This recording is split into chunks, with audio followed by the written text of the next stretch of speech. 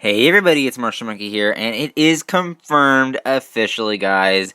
Warner Brothers and Kevin Tsuchihara just confirmed that Ben Affleck is working on the solo Batman film, and it is officially on the way. So what does this mean for Ben Affleck, for DC, for WB?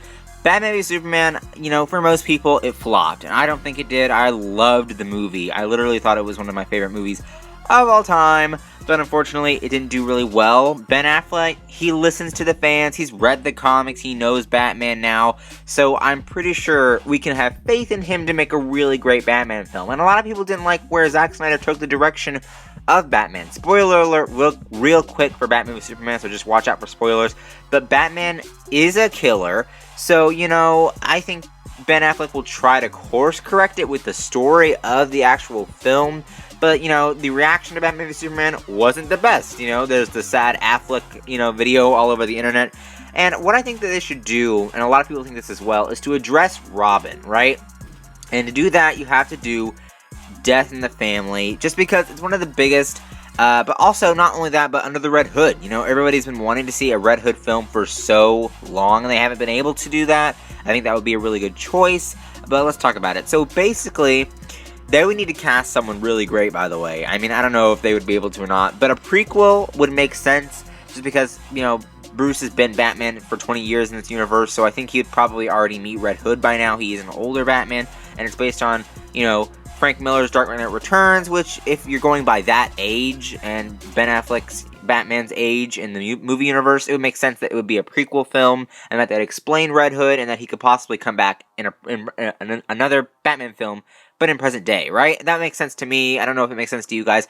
Now, of course, if you're going to do that, then the main villain would obviously be Joker. I mean, that would be the best villain choice. And I think that it would be great, because I don't think Suicide Squad's going to have so many characters. They won't be able to do a direct Batman versus Joker, like, all the time. I think it would be really great to see that. Kind of like what we got with The Dark Knight from Christopher Nolan. Just a whole movie, Joker versus Batman. I think that's what we all want, and we love Jared Leto's Joker, at least I do. I love Ben Affleck's Batman, it would be great. We could even include Margot Robbie in the story if they wanted to, that would be really fun too. Obviously, I don't want to have to wait till 2019, to get a Suicide Squad sequel, or 2018 or whatever. So I'd love to see Margot Robbie as Harley Quinn in a Batman film just before that, so we get even more Harley Quinn, because she's just the best. I just love Margot's Harley Quinn. I'd love to see her even in her own solo film as an anti-hero. I mean, that would be cool too, but I don't think that they're quite ready for that yet. But if they're not going to do that story, then who would be the villain of the film? I don't want to see Bane, I don't want to see Two-Face, I don't want to see people we've seen before, but the only exception to that would be Mr. Freeze, and we're going to talk about that in a second. That's the only one I'd bring back, but everybody else that we have seen before, no, I just don't think that would be happening. I think that we need someone new and fresh to bring to the table, so that way we have, someone to play around with for the story of the film, if they're not going to do Under the Red Hood. So, it would make sense to do someone that hasn't been done already, or redo someone from so far off, like Poison Ivy, or someone like that.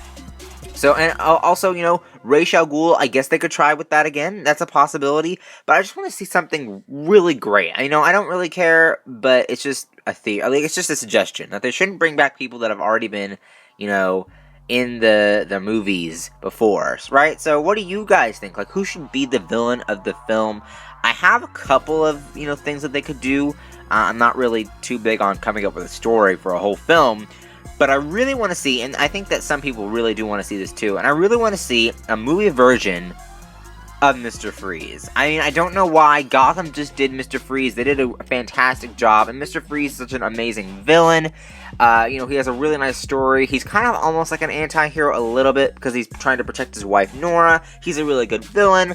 I think that, like I said, I'm just saying he's a good villain because that's what makes him Mr. Freeze, is his wife and the motives to do that. And I think that they could do a prequel film where Batman even meets Mr. Freeze, or maybe just a present-day film with Mr. Freeze. But, I think that it's time for him to get a little bit more credit and not have the Arnold Schwarzenegger version from the films.